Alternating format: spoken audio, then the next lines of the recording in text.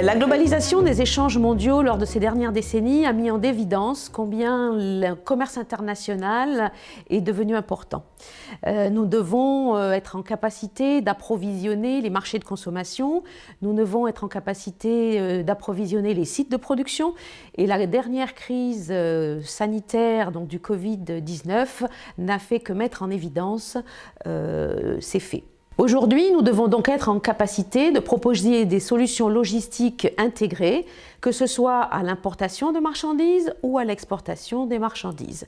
Pour ce faire, il faut être capable donc de prendre en considération toutes les composantes du commerce international, que ce soit en termes de transport, que ce soit en termes de stockage ou tout simplement de sourcing et de développement des marchés. Il faut savoir également que ce commerce international a une caractéristique très importante, qui est le fait que 90% des échanges aujourd'hui se font par voie maritime. Nos entreprises doivent être capables de s'adapter à la constante évolution des marchés, notamment à l'apparition de nouvelles contraintes en termes de technique, l'évolution par exemple de la digitalisation et bien évidemment la prise en compte de plus en plus importante des notions d'environnement et de durabilité.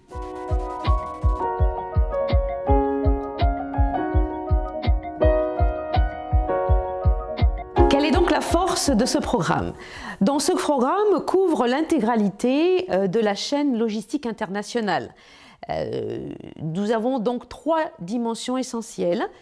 Premièrement, le commerce international, que ce soit dans le sens de l'importation de marchandises, du sourcing, ou que ce soit dans le sens du développement de marché, de l'exportation de marchandises.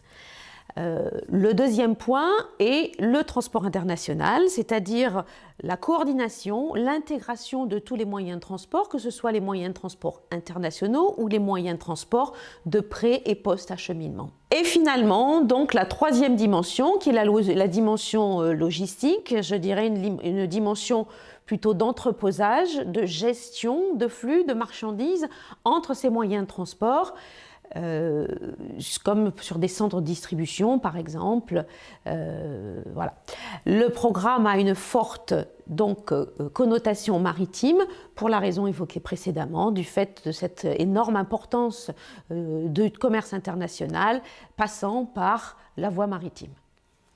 Une autre des forces de ce programme, c'est son ancienneté. En fait, il existe depuis plus de 60 ans.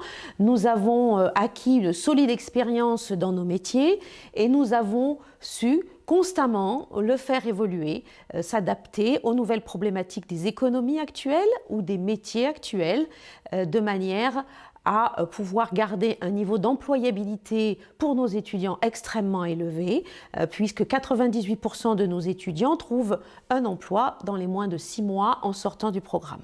Grâce à cette ancienneté, nous avons également un très fort réseau d'anciens dans le monde, de plus de 3000 étudiants qui sont toujours présents et que nous sollicitons très régulièrement pour continuer notamment à faire évoluer le programme, à le faire vivre.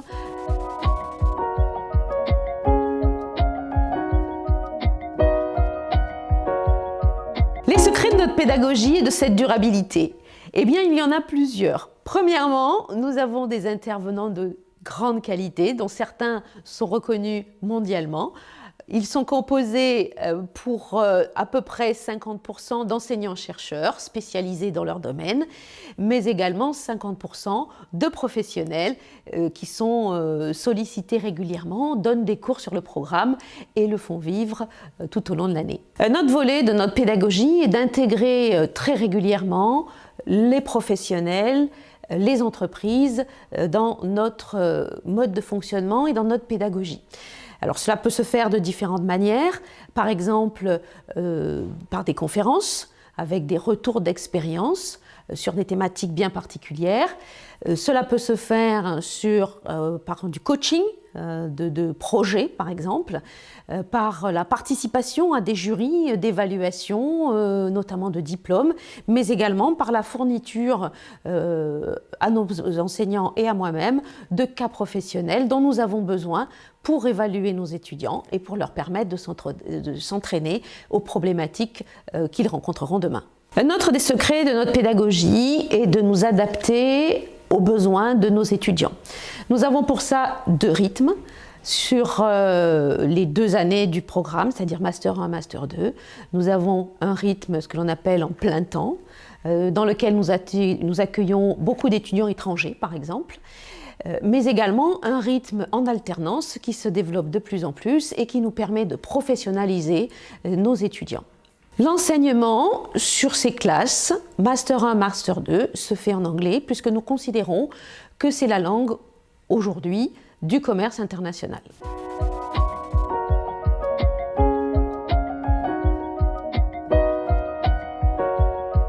Nous avons donc créé sur le Master 2 un parcours à options avec 2 tracks, un Advance in International Trade et un second Advance in Logistics. Dans chacun de ces 2 tracks, il y a 2 modules, un lié avec la digitalisation et l'innovation dans nos métiers bien sûr, et le second lié à tout ce qui est problématique environnementale, que ce soit sur la partie logistique ou sur la partie transport. Notre seconde innovation, eh bien, celle-ci, elle sera pour la rentrée prochaine. Nous ouvrons notre parcours M1, donc Master 1, en alternance, toujours dans cette idée d'adapter nos étudiants aux problématiques du marché, de les professionnaliser au maximum et de répondre aux besoins de nos entreprises.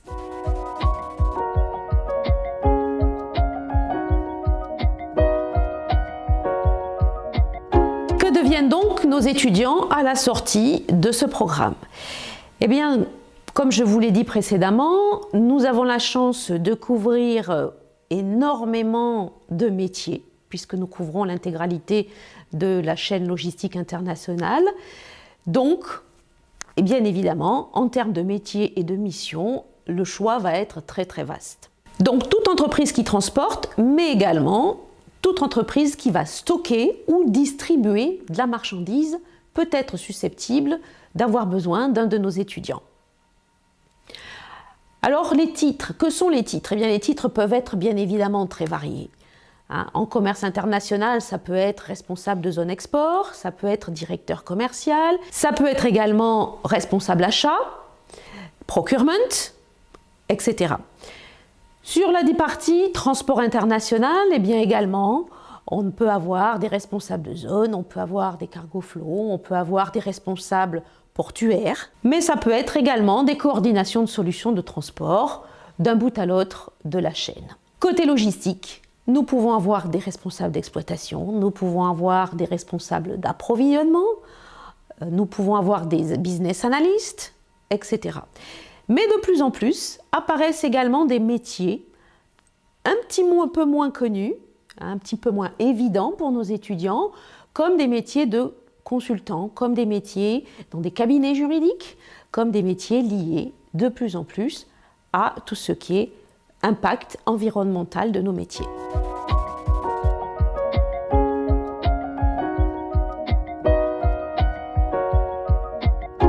Il y a plusieurs avantages pour les étudiants qui décident de rejoindre ce programme. Comme je vous l'ai dit, donc, il couvre une grande partie de métiers. Et le constat au fil des années, c'est que nos étudiants peuvent facilement passer d'un métier à un autre. Par exemple, je commence par du transport maritime et puis finalement, j'ai envie d'aller voir un petit peu ce qui se passe sur du transport aérien.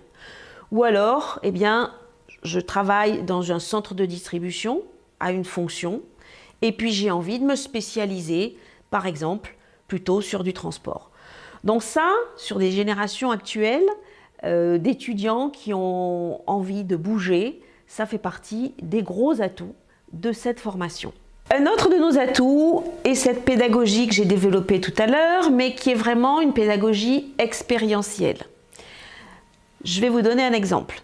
Par exemple, chaque année, nos étudiants doivent soutenir et être diplômés d'un cas fourni par une entreprise qui couvre les 3 domaines de notre programme, à savoir commerce international, transport international et logistique. C'est un exercice extrêmement prenant, mais qui permet à nos étudiants de récupérer les connaissances transverses qu'ils ont acquis tout au long de l'année et surtout de se mettre en situation face à un jury de 4 à 5 professionnels qui vont les évaluer et leur donner ou pas leur diplôme. Bien évidemment, pour réussir cet exercice, nos étudiants sont préparés tout au long de l'année et cette pédagogie expérientielle prend d'autres facettes. Par exemple, nous avons 2 business games, un en M1 qui permet aux étudiants de se familiariser avec l'organisation du transport international, un en 2e année qui permet aux étudiants de couvrir les 3 thématiques dont je vous ai parlé et qui les engage pour les meilleurs à jouer contre d'autres écoles. Ils peuvent aller même jusqu'à jouer face à des écoles européennes. Une autre des forces de ce programme est de proposer à nos étudiants donc une acquisition d'expérience, par exemple comme de la visite sur site. À savoir, nous visitons une plateforme logistique et chaque année, les étudiants peuvent aller visiter le port de Rotterdam et d'Anvers.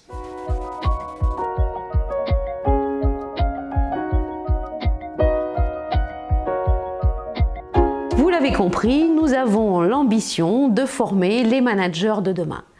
Pour cela, il va falloir être capable non seulement d'être force de proposition, mais également de tenir compte des contraintes de profitabilité et d'environnement inhérentes à nos métiers.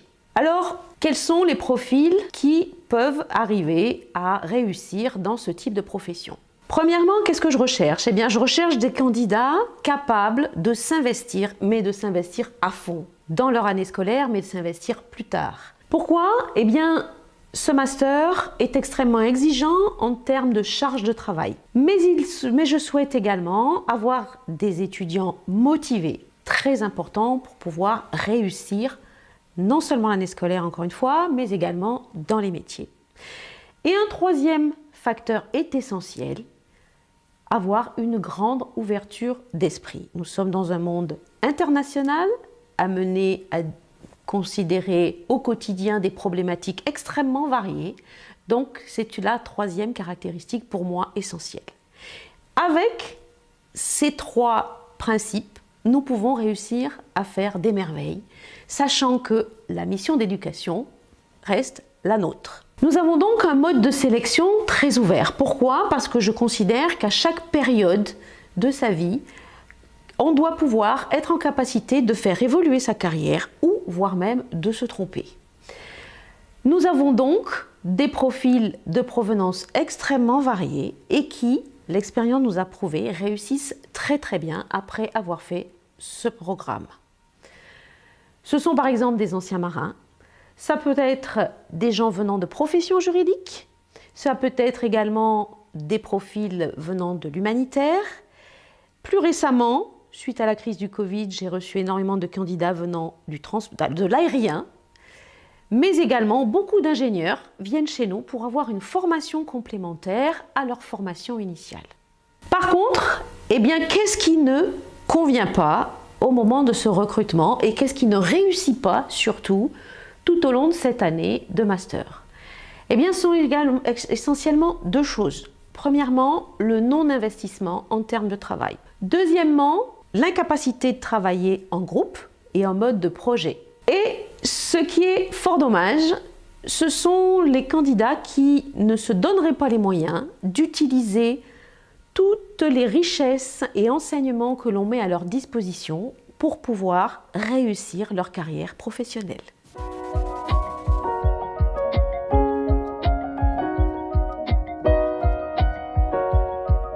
Vous êtes donc les bienvenus sur notre site internet. Vous aurez en détail toutes les composantes de cette formation.